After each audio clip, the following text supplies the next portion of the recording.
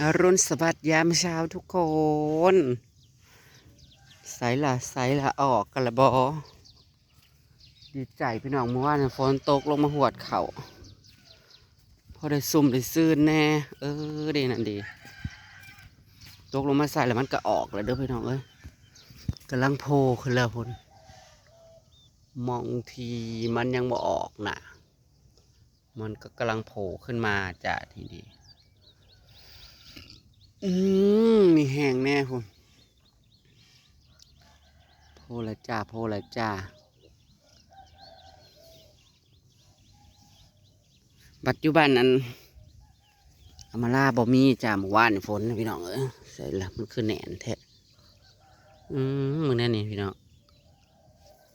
มันกำลังอยากขึ้นมันกำลังขึ้นมาโหนมันยังอยู่พื้นเลยมันยังอยู่พื้นอยู่เลยกำลังจะขึ้นมาแล้วตกมาเติมให้อีกเนาะมันก็จะได้ออกหมดหากวันนี้กำลังพ่นปลอบไปแล้วอยู่นี่แห้งจ้าแต่ว่าเขาเงินเขาหนองสาวนะถือว่าออกงามได้พี่น้องเอ้ยออกถือว่าโอเคเลยเจ้านะมันขึ้นนี่นะมันขึ้นนี่พอดีงามโอ้ยเท่าฝากเอาไว้ได้พวกพี่น้องว่าเป็นตาเฮ็ดออกแต่เด้แต่มันตกมันกระแห้งอยู่ก็คือว่านั่นแหละของดินมันแห้งมันแห้งแรงเสียเหลือเกินเพื่อมันสิซุ่มเนาะตกลงมากับเพื่อสีลงหอดพื้นดินง่ายเนาะพ่นมาแล้วพ่นปีลี่ขึ้นเมืองฟ้านี่สมเกิดมาใหม่เนี่ยโอ้โอ้โอ้โอ้โอ้โอ้โอ้โอ้กำลังออกออกมาพอเรียกไปขยาอยู่สีหลวงซุ่มแถวขอบแถวหมองมันนี่นะก็ออกก้อนมันนี่พอดีบ่ห่างอยู่ด้วยจ้ะพอดีงามอยู่ทำมันออกเสมอกันเมื่อนี่โอเคเอามีแต่คุ้มหยาคุ้มยกอีกอะขั้วเอามันบ่หลายเนาะพี่น้องเอ้ยมันนี่กำลังขึ้นจ้าฝนตกมาแล้วมันก็ออกมาเติมแล้วมาเติมสีเหลืองขาวมันยังอยู่พื้นผมว่านี่มองมาขวดเบิ่งว่านี่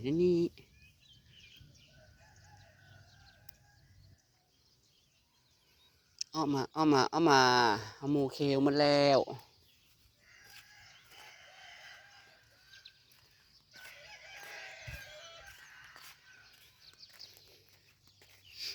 มีแห้งน้ำเลยนะพี่น้อง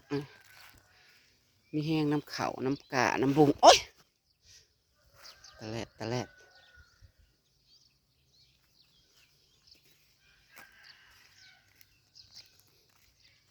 มันอยู่เลิกแค่พอเนาะขวดเบิ่งนี่เมื่อวานจะขึ้นยังแจบอยู่แจบคือยังบ่ออกคือแจบคักใช่พี่น้องเลยมันเป็นนะเลยแทนที่แต่เก่านั้นนั่นนี่มันสิออกดีมีเขาอยู่บ่คือแจบคักแท้เนาะเมืองไหนยังพงอยู่ได้นี่นะบ่ได้ซุ่มหอดเนาะโอ้ยอันนั้นนี่แหละมันก็บ่ออกคือว่านั่นแหละพี่น้องเอ้ยนี่แหละหน่อยในเขานะโอ้ยคันบ่ตกมาเติมอีกนี่ก็บ่ออกคือว่าเนี่ย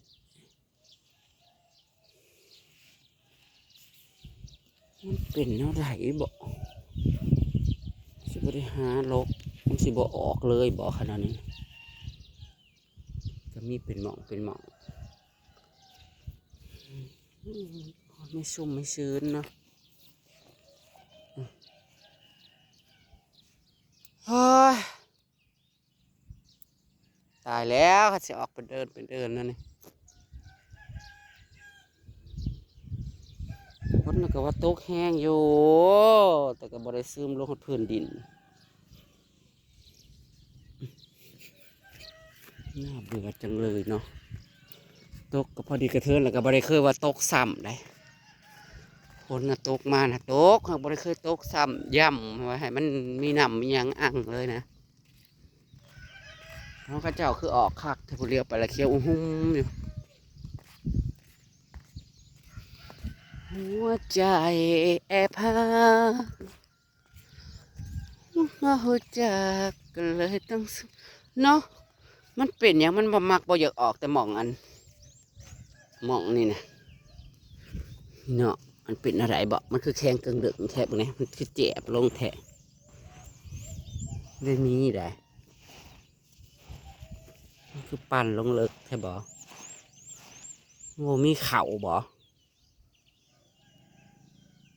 โอ้อันมากนั่นบ่ออกเด้อ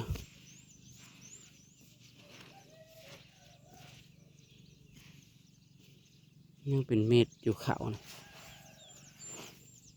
โอ้เป็นตาออกแทะพี่น้องเอ้ยแข็งอะไรเด้อไม่ออกจ้ะขออุตส่าห์ว่าดีใจใจหนึ่งกับเขาสิมันได้ออกมันขึ้นแหนขึ้นเจ็บคักแค่บ่หมองนั่นนี่นะแต่ก้าวเรามองนะเจ็บแล้วนี่ฝนตกมาใส่มันก็ออกคักแล้ววะให้นี่ผู้ใดหวานเด้คืออยากห่างเนาะเฮ้ย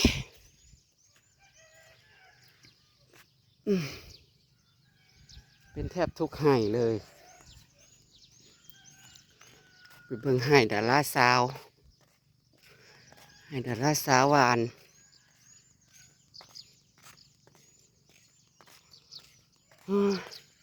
แต่กับแนวพันธุ์เขาแนวเดียวกันได้นี่กับของหนองสาวเนี่ยกันเขาพอคือออกเสมอกันแทะ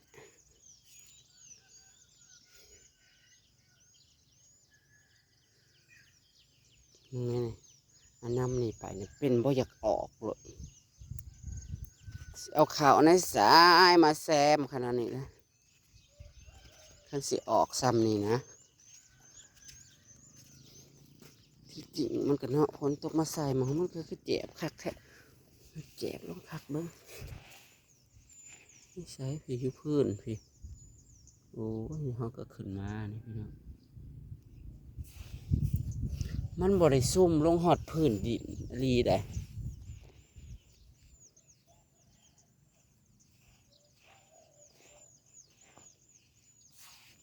บางคนอยู่เลิกถบาโหละเนาะ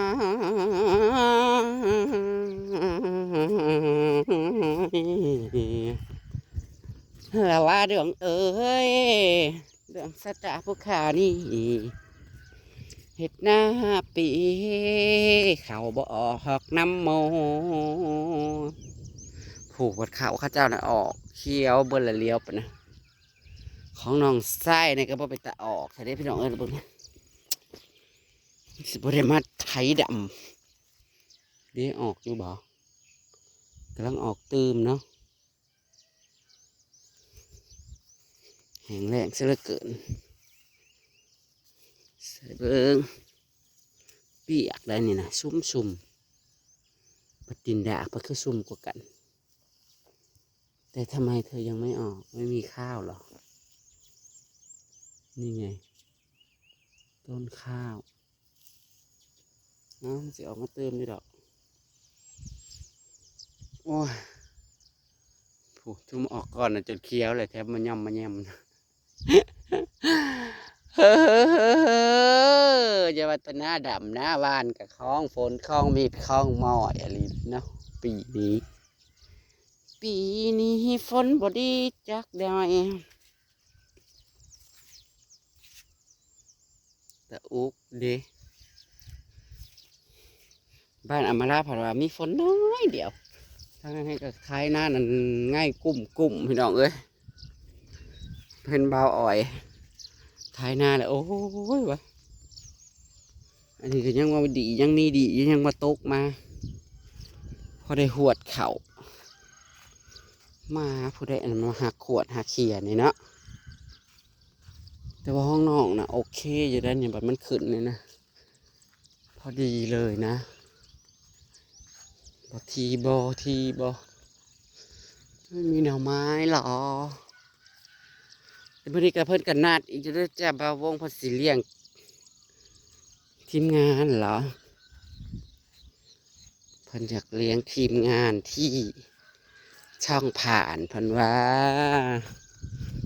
ช่อง YouTube ผ่านสร้างรายได้น่าจะเลี้ยงเพื่อนเมื่อคืนนี่ก็วันเกิดเอื้อยทางเมืองนอกเนาะพี่น้องเพิ่นเลี้ยงวันเกิดเอื้อยก็เลี้ยงจ้ะวันเกิดพวกน้องๆเอื้อยก็เลี้ยงจ้าแต่พวกน้องๆบ่มีหยังให้เลยเนาะแต่คำอวยพรคำขอบคุณอันนี้ของแม่พ่อนนนี่กับบ่อยากที่ปันไดนะออกกะชิห่างๆมันเป็นจังใดหรือว่ามันยังออกเปิดเบิ่งอีกดูโนมีบ่ใส่ละบ่มีแหละออกมาซ้ำนั่นแล้วพี่น้องที่จริงพัดคือส้มทางนี้พัดส้มแต่ว่าไม่มีค่ะของเรานี่ยังมีหวังว่ามันจะออกอยู่โอ้ยไปออกมาเดินซ้ำนั่นแล้วก็สิได้หาโลกออกข่าวใส่มาแซมแล้วมันออกทียังว่าอันนี้แหละออกห่างๆควายก็จะเป็นแม่คิดตมห่วยห่วยห่วย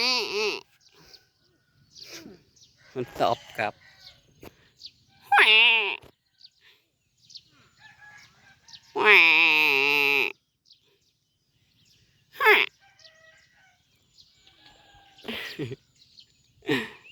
บัดหายช่วงนี้ผัดหายช่วงนี้ผัดออกยาวหายเทิงแห้งกับเกิงเปิงอยู่หอดกับออกโอ้ยหมดของน้องเขาคือออกเสมอกันคักแท้ของเขานะพอดีได้นี่เลี้ยวไปแล้วเป็นเดินจะคือปวกแขะนี่พี่น้องเอ้ยทุกวันก็กินแต่ฟางแห้งไว้มีหญ้าให้กินฟางแห้งให้กินแล้วก็ดีแล้วโอ้ยอีดังวิกอันนี้กะ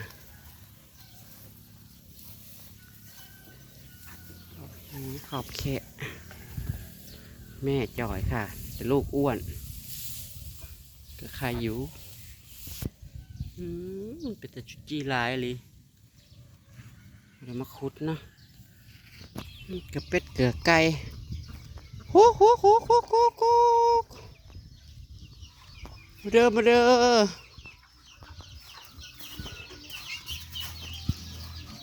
นี่ไก่จะได้ขายหรือยังประมาณเดือนหนึ่งพี่น้องเลยปีกกำลังอยากของก้นชมได้ตัวแม่นี่แหละปีกกำลังออกหิวแล้วใช่ไหมมาไข่ใส่ในนี่แล้วมันก็เน่ามาแล้วไข่นะ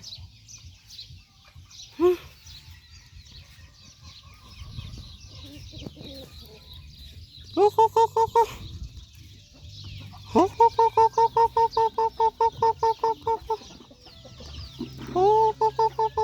ไปตามคลิปหน้าตอนสายค่ะวันนี้ก็มีนัดที่บ้านอามาราเดี๋ยวจ้าทุกคนบ่าววงเพิ่นจะกลับบ้านสิกรรมมืออื่นมาคือว่ามือนี่แรงมาคือใดนะจ๊ะเพิ่นจะเลี้ยงอะไรทีมงานเดี๋ยวติดตามแล้วกันเนาะพี่น้องจะตามคลิปหน้าค่ะ